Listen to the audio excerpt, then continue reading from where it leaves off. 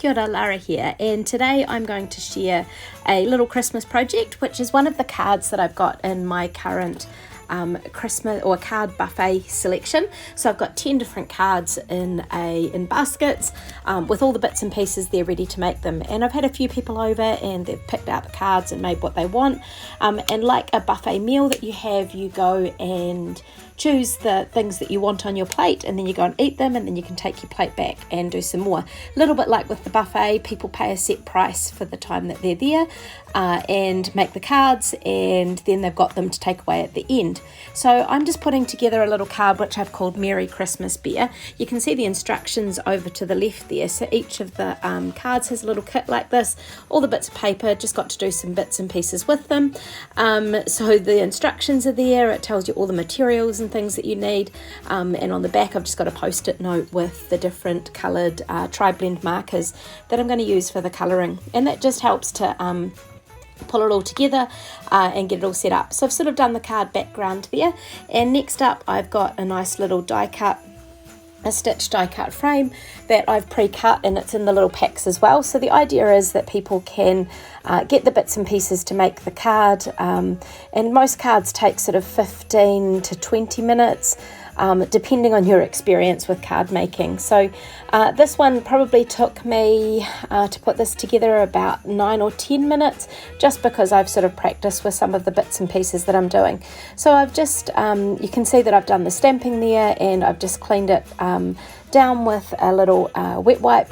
I've got the wet wipes in the kits. They're a little bit easier than using the stamp cleaner or the stamp chamois, which I prefer, but they work quite well when for this kind of card buffet setting for people with different experience with stamping and things. So now I'm using the tri-blend markers. Now one of the tricks I've found with these is to go over the entire area of space that you're wanting with the colour. This is when you're wanting to do some blending and shading and stuff with the light. So these tri-blend markers have a light, a mid and a dark, and so what I've done there with the bear is I went over with the light, and then I've sort of gone in with the mid, sort of some broad shading that I'm just sort of doing. These pens are quite cool in that they've got the three colours all in one, hence the name tri-blend marker, but they do really help for just sort of giving that seamless look with the blending as you go.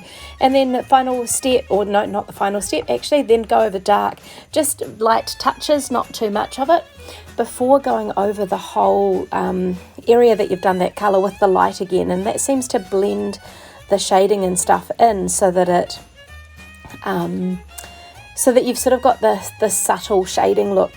Doesn't look like a 5-year-old has used some felt pens to colour in your stamped images. So the image that I had that was in the kit of this gorgeous little bear with his cool ugly jumper, that I think the colours I've used make it less ugly, he is stamped with some of the intense black ink. Now this ink is really good if you're using watercolours and these pens, because it doesn't tend to bleed.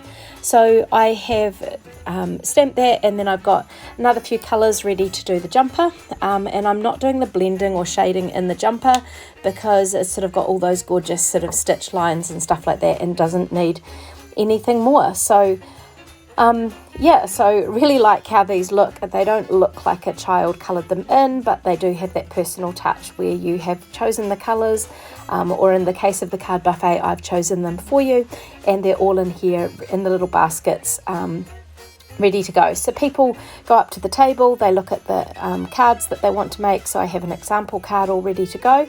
They then grab that whole basket, take it to their space, create the card, and there will sort of be a stamping station often, especially if it uses the intense black ink, but in the case of this card it doesn't. It uses some sapphire blue, so there is no need to go to a special inking station. Some of the stamps use the intense black, and I only have one of those, so people have to head up to do that.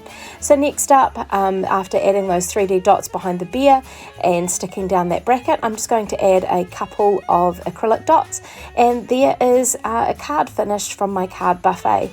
So my sister actually asked for an example of the kinds of things that I do, so I've put this together, and also it's part of a sort of a Christmas, 14 days of Christmas, so check out the links below for those, and thanks for the prompt, Anna.